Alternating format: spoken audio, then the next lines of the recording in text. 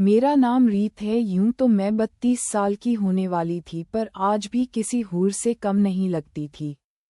खूबसूरत चेहरा, तीखे नैन नक्श, गोल मटोल आंखें, पतले पतले होठ, सुराही सी गर्दन, गठीला बदन और ऊपर से खंखती आवाज मेरे हुस्न में चार चांद लगा देती थी। मैं खुद को सजाने संवारने में कोई कसर नहीं छोड़ती थी। मेरे पति राजेश ने जब मुझको पहली बार सुहाग रात पर देखा था तो उसकी आंखें फटी की फटी रह गई थी। जब 20 साल की उम्र में मैं दुल्हन बनकर ससुराल आई थी तब गांव भर में मेरी खूबसूरती की चर्चा हुई थी। पास पड़ोस की बहुत सी लड़कियां हर रोज अपनी नई भाभी को देखने पहुंच जाती थी। वे एक टक मुझको देखती रहती थी। जब मेरी खूबसूरती को लेकर तरह तरह के सवाल जवाब करती तो मैं हंस कर बोलती, धत तेरे की यह भी कोई बात हुई। राजेश ठहरा एक देहाती लड़का, बहुत ज्यादा पढ़ा लिखा तो था नहीं, पर गाड़ी मैकेनिक का काम अच्छा जानता था। उसी के चलते तकरीबन 10,000 महीने वह कमा लेता था। काम करने वह पास के एक कस्बे में जाता था। शाम ढले दाल सब्जी और गृहस्थी का सामान लेकर लौटता था। मैं सज सवर कर उसका इंतजार कर रही होती थी। अगर कभी राजेश को देर हो जाती तो मैं उसे उलाहना देते हुए कहती, देखो जी, हम पूरे दिन आपके इंतजार में खड़े रहते हैं, पर आपको एक बार भी हमारी याद तक नहीं आती। ज्यादा सताओगे तो हम अपने मायके चले जाएंगे। ये सुनकर राजेश मेरी जी हुजूरी करने लग जाता था। मैं मान भी जाती थी। गर्मा गर्म जलेबी मेरी कमजोरी थी। राजेश घर वालों से छिप छिपाते थोड़ी जलेबी अक्सर ले आता था। वक्त तेजी के साथ आगे बढ़ता गया। 5 साल बाद घर में 2 बच्चे भी हो गए। फिर शुरुआत हुई उनकी पढ़ाई लिखाई की। गांव में बहुत अच्छे स्कूल तो नहीं थे, इसलिए मैंने राजेश को कस्बे में जाकर रहने के लिए राजी कर लिया। कस्बे में आकर राजेश पूरी तरह काम में रम गया। अब उसे पहले से ज्यादा मेहनत करनी पड़ रही थी। किराए का घर, मोल तोल का सामान, बच्चों की फीस, ऊपर से गांव में माँ बाप के लिए भी कुछ ना कुछ भेजने की चिंता हमेशा राजेश को खाए रहती थी। वह ओवर टाइम भी करने लगा था। जिंदगी की भाग दौड़ में राजेश कमजोर होने लगा था। अब उसमें पहले जैसा जोश व ताजगी नहीं बची थी। वह खा पीकर रात में जल्दी सो जाता था।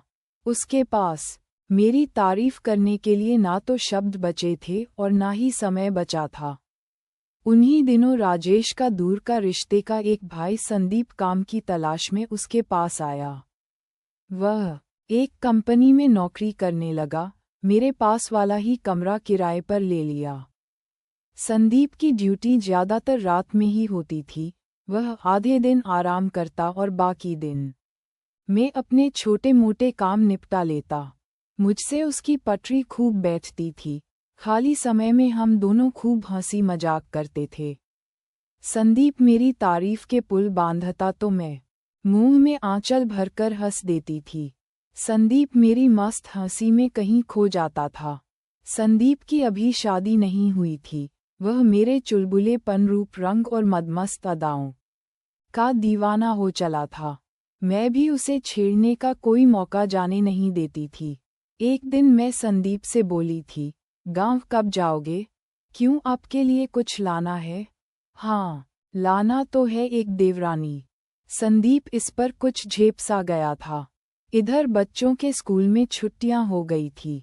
मेरा भाई सोहन शहर घूमने आया था। वापस जाते समय वह अपने साथ दोनों बच्चों को भी ले गया।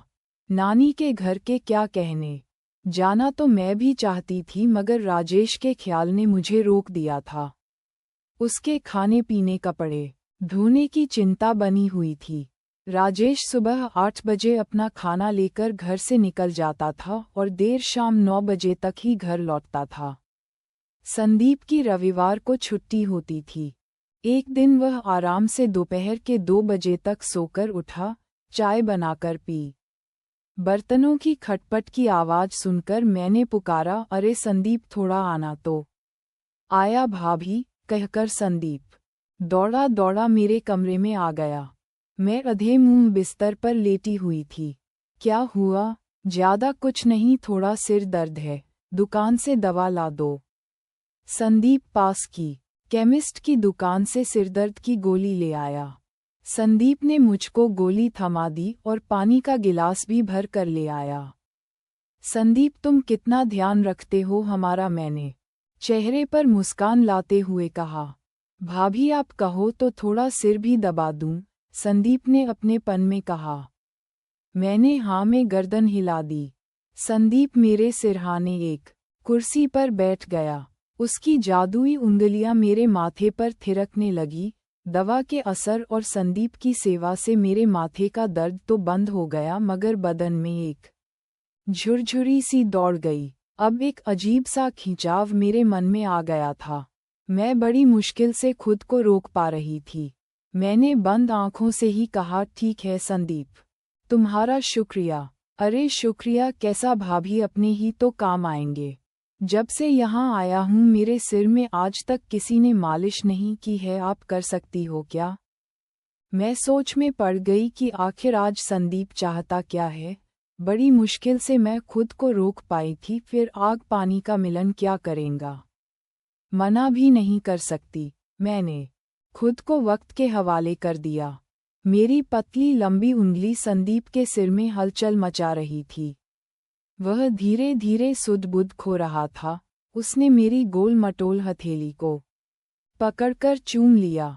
मैंने अपना हाथ खींचते हुए कहा, यह क्या है संदीप? यह मेरा शुक्रिया है भाभी। मैंने रोमांटिक होते हुए कहा, बस इतना सा शुक्रिया। संदीप ने मुझको अपने सामने की ओर खींच लिया और मुझको को अपनी बाहों में भर लिया। फिर मेरे गालों को चूमने लगा। धीरे धीरे हम दोनों एक दूसरे में समा गए। फिर हम दोनों एक दूसरे से अलग हुए और एक दूसरे को देखकर मुस्कुराते हुए बैठ गए। आज मैं बहुत खुश थी। संदीप वापस अपने कमरे में चला।